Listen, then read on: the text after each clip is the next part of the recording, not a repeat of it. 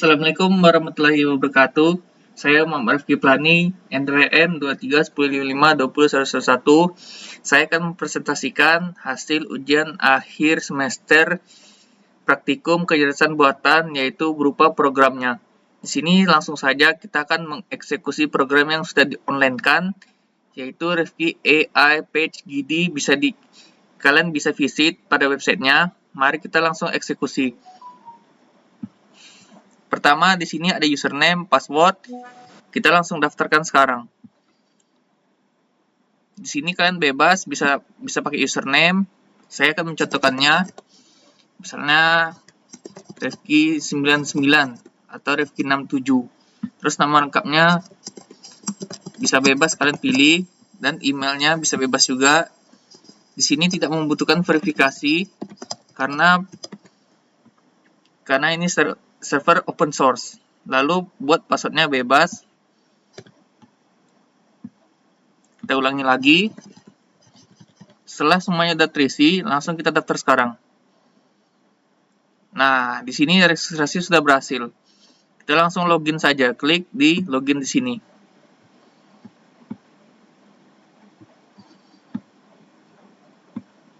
Kita langsung eksekusi saja. Di sini ada admin dan user. Langsung kita masuk. Nah, di sini kita ada 7 macam pada website, yaitu ada dashboard, kriteria alternatif, perbandingan kriteria alternatif, dan perhitungan PHP dan hasil ranking. Kita langsung hitung saja, dikarenakan usernya tidak cukup untuk menghitung, maka website sini kurang maksimal bekerjanya. Jadi saya akan menjelaskan rincinya saja apa saja di dalam website tersebut, yaitu berupa SPK, HP, pemilihan OpenAI. Di sini ada C1 sampai C5, yaitu berupa harga, biaya, akurasi, kecepatan respon, fitur, capability, dan keamanan. Keterangannya bisa dibaca pada di sini ada 5 jenis. Bobotnya masing-masing defaultnya 0,2 dikarenakan belum ada pemilihan secara online. Karena usernya sedikit dan belum ada secara manual. Di-input pada pemilihan total skornya. Di sini juga ada tipe 5 OpenAI berdasarkan GPT-35 Turbo, 4 Turbo, sama 4 biasa, 4O, 4O mini. Di sini deskripsinya bisa kita baca pada masing-masing A1 sampai A5. Lalu di perbandingan kriterianya di sini ada nilai 1 sampai 9. 1, 3, 5, 7, 9, sini pemilihannya beda-beda, kecuali untuk kasusnya 2468 nilainya sama, yaitu nilai tengah di antara dua penilaian yang berdekatan. Karena sama, maka kita sini akan menghitungnya berdasarkan pemilihannya antara 1, 3, 5, 7, 9 untuk mengeluarkan nilai yang efektif. Saya akan asal-asal saja untuk mengambil contohnya. Di sini kita simpan perbandingan. Kita simpan, masuk ke perbandingan alternatif. Di sini ada banyak sekali yang kita bisa isi, seperti di perbandingan kriteria. Ada harga, biaya, akurasi, kecepatan respon, fitur dan capability, dan keamanan. Setelah itu baru kita akan masuk ke perhitungan PHP-nya jika semua 3 jenis ini sudah dinilai berdasarkan online dan open source.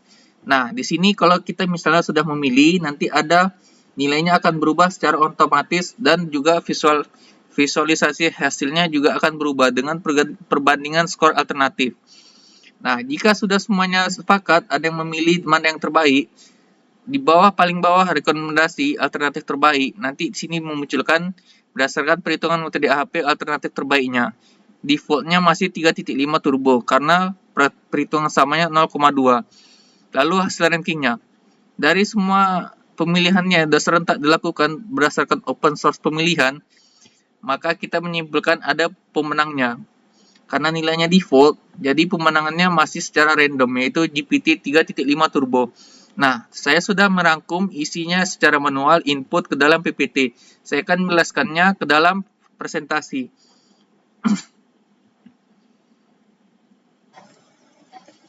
Baik, sini akan saya menjelaskan final presentasinya, yaitu berupa PPT.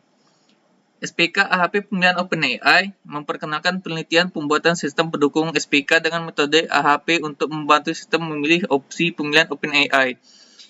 Intinya, keputusan tidak diambil secara feeling, tapi lewat pembobotan kriteria dan penilaian alternatif secara terstruktur agar hasil rekomendasi lebih objektif dan bisa dipertanggungjawabkan. Cara kerjanya, seperti yang 7 jenis table tadi, yaitu program kerja dengan alur pengguna memasukkan kriteria dan alternatif. Lalu sistem melakukan perbandingan perpasangan atau pairwise comparison untuk mendapatkan bobot tiap kriteria setelah bobot valid atau konsisten dicek berdasarkan open source pengguna user online-nya. Nilai tiap alternatif dihitung dan digabungkan menjadi skor akhir, seperti hasil ranking pada tabel nomor 7 tersebut. Kemudian sistem menampilkan peringkat serta rekomendasi pilihan terbaik. Lalu dua inti penjelasannya memperkenalkan yang pertama adalah proses penentuan prioritas bobot kriteria berdasarkan perbandingan pasangan agar terlihat mana faktor yang paling penting. Lalu yang kedua proses perankingan alternatif dengan mengalihkan bobot kriteria dan nilai alternatif sehingga muncul skor total yang membuat pilihan akhir jadi jelas, transparan dan mudah dijelaskan berdasarkan pada website tersebut. Nah, di sini saya sudah menghitung hasil manualnya, yaitu berdasarkan kriterianya C1, C5. Di sini masing-masing nilainya berbeda ya, dari harga, akurasi, kecepatan responden, capability, keamanan. Sini ada 42, 23, 14, 9, dan 8%. Lalu hasil rankingnya. Nah, di sini kita bisa tahu pemenangnya siapa. Berdasarkan dari hasil ranking alternatifnya, ternyata urutan pertama adalah GPT-4 dengan total skor 76,69. Lalu diikuti dengan GPT-4 Turbo, GPT-4o, dan GPT-4o Mini. Dan sayangnya, yang paling bawah adalah GPT 3.5 Turbo dengan nilai 83,27. Mungkin sepertinya websitenya terbalik ya. Jadi kita bisa menyimpulkan yang terbaik ternyata itu yang paling tertinggi skornya yaitu 83,27. Berdasarkan urutannya, nomor 5 lah yang ternyata pemenangnya. Mungkin ada sedikit error di bagian websitenya, tapi bisa saya perbaiki nanti. Dengan penilaian yang berupa open source, kita sudah tahu mana orang-orang yang paling berminat dan penghitungan yang paling relevan untuk AI mana yang paling bagus untuk pemilihan 2026 ini. Nah, kesimpulannya adalah SPK berbasis HP mempermudah pembelian OpenAI karena mengubah penilaian yang subjektif menjadi langkah-langkah terukur, menentukan kriteria, menghitung bobot, mengecek konsistensi, lalu menghasilkan ranking alternatif. Hasilnya keputusan lebih cepat, rapi, dan alasan pemilihannya bisa dijelaskan dengan data, seperti kalkulator pemilihan. Dan begitulah kesimpulan intinya pada pembuatan website SPK AHP pemilihan OpenAI. Begitu saja penjelasan singkatnya. Terima kasih sebesar-besarnya kepada Bapak Muhammad Ropianto telah membimbing selama 1 semester ini. Sekian, terima kasih. Saya ucapkan Muhammad Rifki Plani, NPM 231055201111. Assalamualaikum warahmatullahi wabarakatuh. See you in the next semester.